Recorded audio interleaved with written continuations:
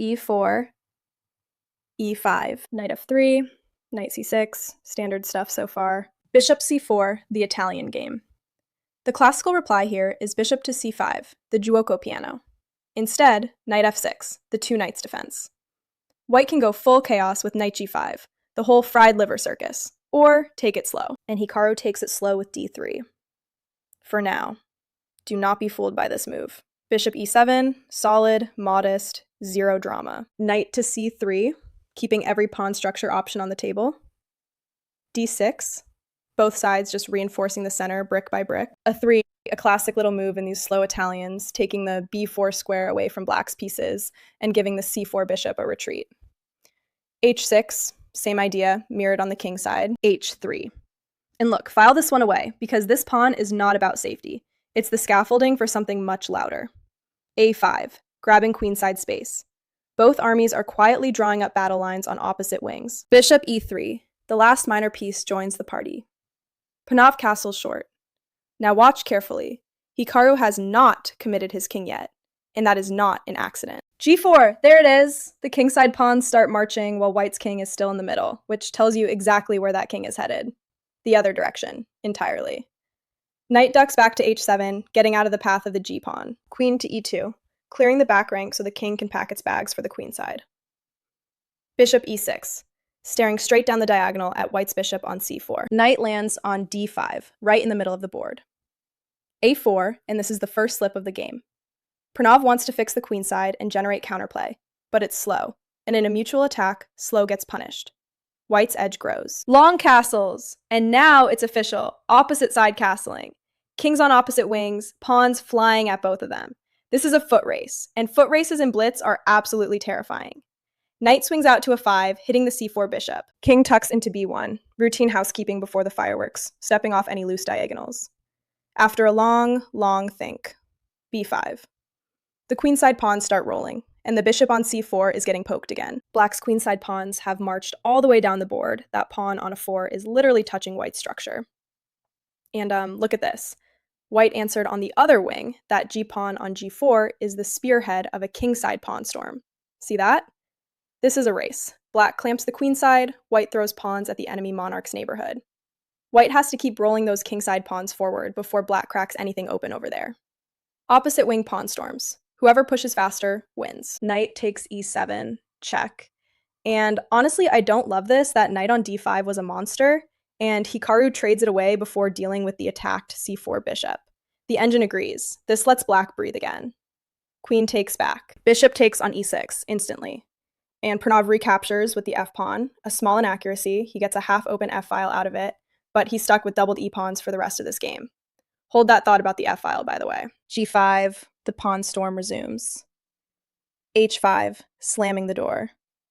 Pranav would rather lock the kingside shut than let those files fly open in front of his king. Knight to h4, eyeing the g6 and f5 squares, though the engine raises an eyebrow at the root.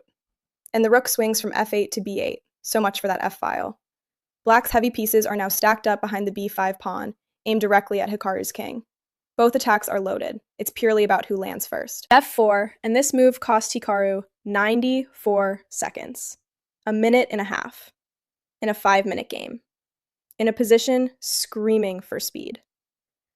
And after all that soul-searching, the move he picks is an inaccuracy. He's down to 119 against 210, and that clock is going to haunt everything that follows. b4, immediately. No thinking required. The pawns make contact with a 3, the front porch of white's king. Hikaru snaps it off with the a-pawn. Rook takes back, and now there's a rook parked on the 4th rank, glaring into white's camp. Bishop drops back to d2, poking that rook on the way. Rook slides to b5. The engine's not thrilled with the square, but the message is clear. This rook lives on the b file now, and b2 is the target. f5! Hikaru finally gets his break in, hitting e6. This is the moment the kingside actually cracks open. d5, and that's a real mistake. Pranav closes the center at exactly the wrong moment, instead of dealing with the f5 problem. Suddenly, white is comfortably better, and the attack has fuel. Hold on, rewind, because black had a dagger here and just didn't throw it. Pawn to a 3 would rip open the king. If white tries pawn to b4 to block everything off, black just plays pawn to a 2 with check, and that pawn is a monster sitting 1 square from promotion, right in the king's face. White's position would be falling apart. Anyway, that's the dream. Back to reality. Bishop back to c1. And this is where the whole game flips.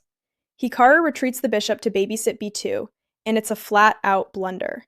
He had to strike with pawn takes on d5, ripping open the center where he's the faster one. Instead, the bishop goes full passive. And now, keep your eyes on that little black a pawn. Watch it. A 3! There it goes. The idea is brutal. Pawn takes on b2, and that pawn eventually promotes on c1, to a rook, by the way, with check.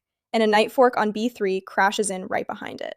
White's queenside is caving in on itself. Knight to g6, lunging at the kingside, and it's another blunder.